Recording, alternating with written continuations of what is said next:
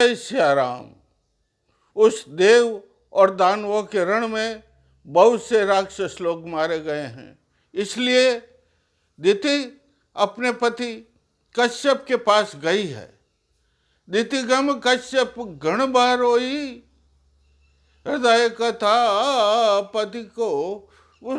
दिति अपने पति कश्यप के पास गई है और उसने अपने हृदय की बात अपने पतिदेव कश्यप को कहा है और अपने दुख को उसने धोया है। उसने कहा, इस इंद्र ने तो लड़ाई में मेरे सारे पुत्रों को मार डाला है। मैं किसी विधि धैर्य धरूं?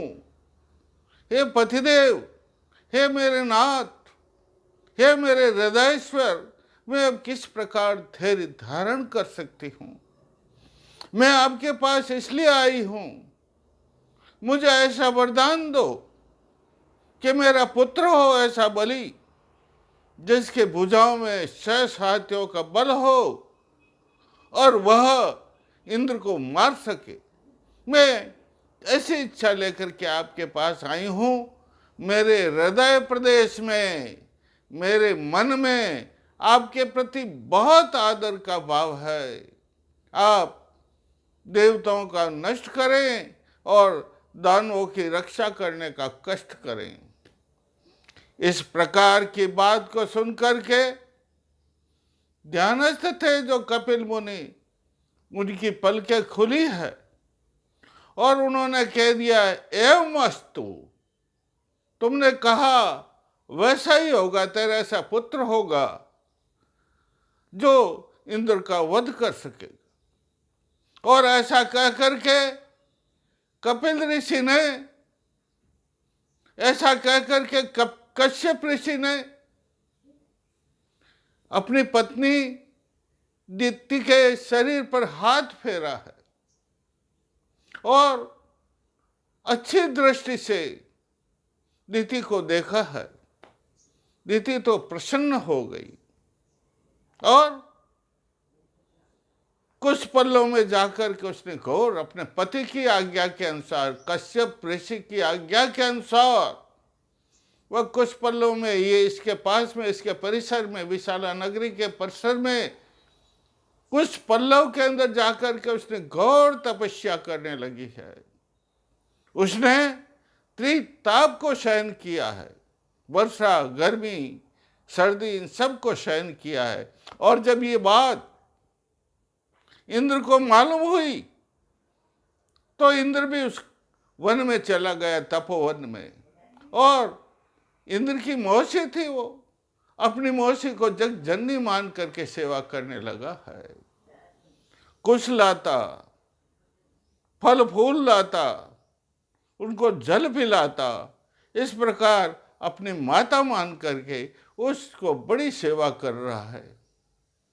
घटना घटित होती एक दिन, दोपहर का समय था, मंद मंद बयार चल रही थी।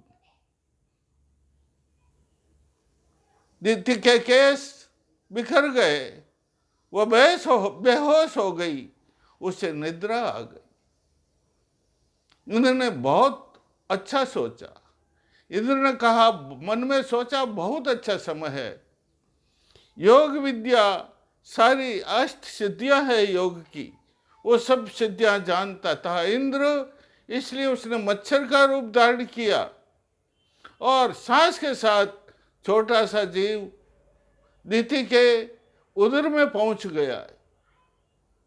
इंद्र ने फिर थोड़ा उस योग विद्या से बड़ा रूप धारण किया और दिति के गर्भ में जो पल रहा था भ्रूण, पुत्र रूप, इंद्र ने उसके 7 टुकड़े कर दिए हैं और 7 टुकड़ों का एक एक टुकड़े के 7 टुकड़े कर दिए हैं। और फिर इंद्र पुनः बाहर निकल गया। वह 7 ही 49 बच्चे का प्रसव दिति ने किया है।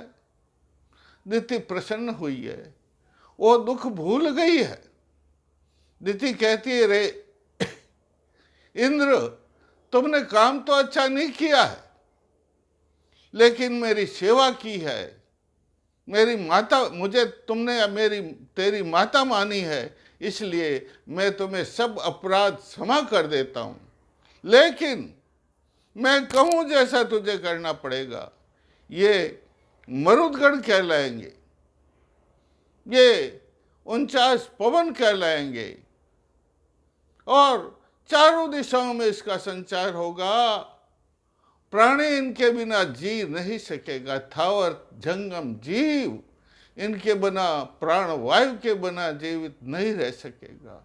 तुम्हें ये मुझे वचन देना होगा, और एक वचन और देना होगा, हे इंद्र, ये देवता माने जाएंगे।